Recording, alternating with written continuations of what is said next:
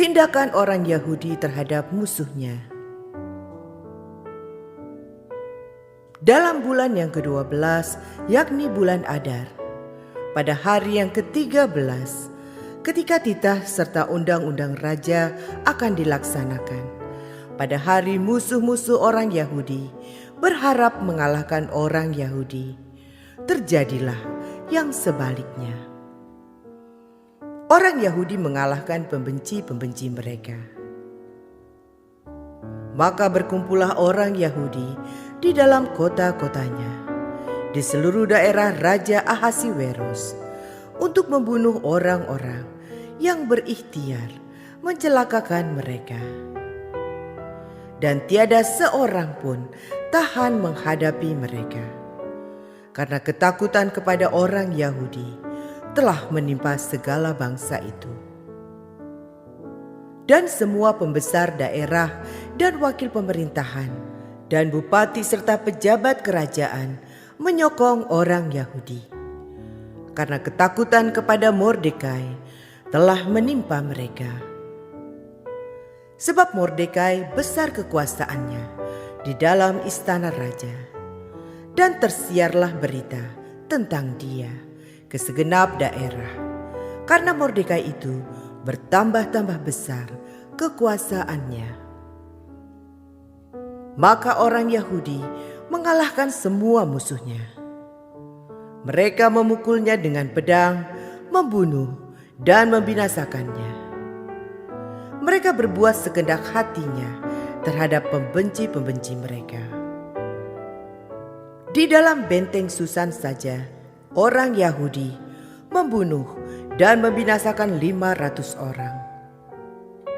Juga Parsandata, Dalfon, Aspata, Porata, Adalia, Aridata, Parmasta, Arisai, Aridai, dan Waizata, ke-10 anak laki-laki Haman bin Hamedata, seteru orang Yahudi, dibunuh oleh mereka.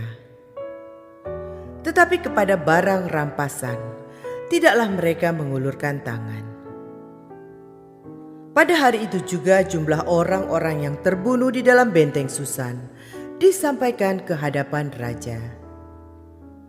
Lalu titah raja kepada Ester sang ratu. Di dalam benteng Susan saja, orang Yahudi telah membunuh dan membinasakan 500 orang beserta ke-10 anak Haman. Di daerah-daerah kerajaan yang lain, entahlah apa yang diperbuat mereka. Dan apakah permintaanmu sekarang? Niscaya akan dikabulkan. Dan apakah keinginanmu lagi? Niscaya dipenuhi. Lalu jawab Ester, jikalau baik pada pemandangan raja, diizinkanlah kiranya kepada orang Yahudi yang di Susan untuk berbuat besok pun sesuai dengan undang-undang untuk hari ini. Dan ke-10 anak Haman itu hendaklah disulahkan pada tiang. Raja pun menitahkan berbuat demikian. Maka undang-undang itu dikeluarkan di Susan, dan ke-10 anak Haman disulahkan orang. Jadi berkumpullah orang Yahudi yang di Susan pada hari yang ke-14 bulan Adar juga. Dan dibunuhnyalah di Susan 300 orang.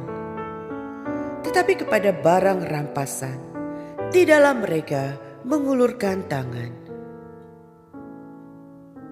Orang Yahudi yang lain yang ada di dalam daerah kerajaan berkumpul dan mempertahankan nyawanya serta mendapat keamanan terhadap musuhnya. Mereka membunuh 75.000 orang di antara pembenci-pembenci mereka. Tetapi kepada barang rampasan tidaklah mereka mengulurkan tangan. Hal itu terjadi pada hari yang ke-13 dalam bulan Adar. Pada hari yang ke-14 berhentilah mereka, dan hari itu dijadikan mereka hari perjamuan dan sukacita. Akan tetapi orang Yahudi yang di Susan berkumpul, baik pada hari yang ke-13, baik pada hari yang ke-14 dalam bulan itu. Lalu berhentilah mereka pada hari yang ke-15, dan hari itu dijadikan mereka hari perjamuan dan sukacita. Oleh sebab itu, orang Yahudi yang di pedusunan, yakni yang diam di perkampungan, merayakan hari yang ke-14 bulan Adar itu sebagai hari sukacita dan hari perjamuan, dan sebagai hari gembira untuk antar mengantar makanan. Penetapan Hari Raya Purim.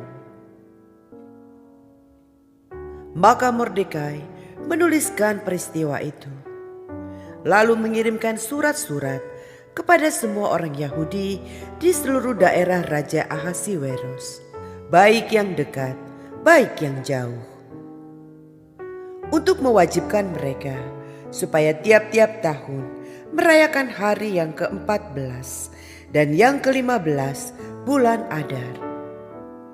Karena pada hari-hari itulah orang Yahudi mendapat keamanan terhadap musuhnya, dan dalam bulan itulah duka cita mereka berubah menjadi sukacita, dan hari perkabungan menjadi hari gembira. Dan supaya menjadikan hari-hari itu hari perjamuan dan sukacita, dan hari untuk antar mengantar makanan, dan untuk bersedekah kepada orang-orang miskin.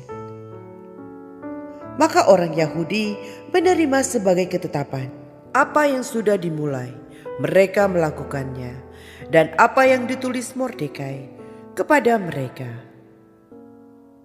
Sesungguhnya Haman bin Hamedata, orang Agag, seterus semua orang Yahudi itu, telah merancangkan hendak membinasakan orang Yahudi, dan dia pun telah membuang Pur, yakni undi, untuk menghancurkan dan membinasakan mereka. Akan tetapi ketika hal itu disampaikan ke hadapan raja, maka dititahkannyalah dengan surat supaya rancangan jahat yang dibuat Haman terhadap orang Yahudi itu dibalikan ke atas kepalanya. Maka Haman beserta anak-anaknya disulakan pada tiang. Oleh sebab itulah hari-hari itu disebut Purim, menurut kata Pur. Oleh sebab itu jugalah, yakni karena seluruh isi surat itu, dan karena apa yang dilihat mereka mengenai hal itu, dan apa yang dialami mereka, orang Yahudi menerima sebagai kewajiban dan sebagai ketetapan bagi dirinya sendiri dan keturunannya, dan bagi sekalian orang yang akan bergabung dengan mereka, bahwa mereka tidak akan melampaui merayakan kedua hari itu tiap-tiap tahun menurut yang dituliskan tentang itu, dan pada waktu yang ditentukan, dan bahwa hari-hari itu akan diperingati dan dirayakan di dalam tiap-tiap angkatan, di dalam tiap-tiap kaum, di tiap-tiap daerah, di tiap-tiap kota, sehingga hari-hari Purim itu tidak akan lenyap dari tengah-tengah orang Yahudi, dan peringatannya tidak akan berakhir dari antara keturunan mereka. Lalu Ester, sang ratu, anak Abihail, menulis surat bersama-sama dengan Mordekai, orang Yahudi itu. Surat yang kedua tentang hari raya Purim ini dituliskannya dengan segala ketegasan untuk menguatkannya. Lalu dikirimkanlah surat-surat kepada semua orang Yahudi di dalam ke-127 daerah kerajaan Ahasiweros dengan kata-kata salam dan setia, supaya hari-hari Purim itu dirayakan pada waktu yang ditentukan, seperti yang diwajibkan kepada mereka oleh Mordekai, orang Yahudi itu, dan oleh Ester, sang ratu, dan seperti yang diwajibkan mereka kepada dirinya sendiri serta keturunan mereka mengenai hal berpuasa dan meratap-ratap. Demikianlah perintah Ester menetapkan perihal Purim itu. Kemudian dituliskan di dalam kitab. Ester 10. Kebesaran Mordekai. Maka Raja Ahasiweros mengenakan upeti atas negeri dan daerah-daerah pesisir juga. Segala perbuatannya yang hebat serta gagah dan pemberitaan yang seksama tentang kebesaran yang dikaruniakan Raja Mordekai, bukankah semuanya itu tertulis di dalam kitab sejarah raja-raja Media dan Persia? Karena Mordekai orang Yahudi itu menjadi orang kedua di bawah Raja Ahasiweros, dan ia dihormati oleh orang Yahudi serta disukai oleh banyak sanak saudaranya, sebab ia mengikhtiarkan yang baik bagi bangsanya dan berbicara untuk keselamatan bagi semua orang sebangsanya.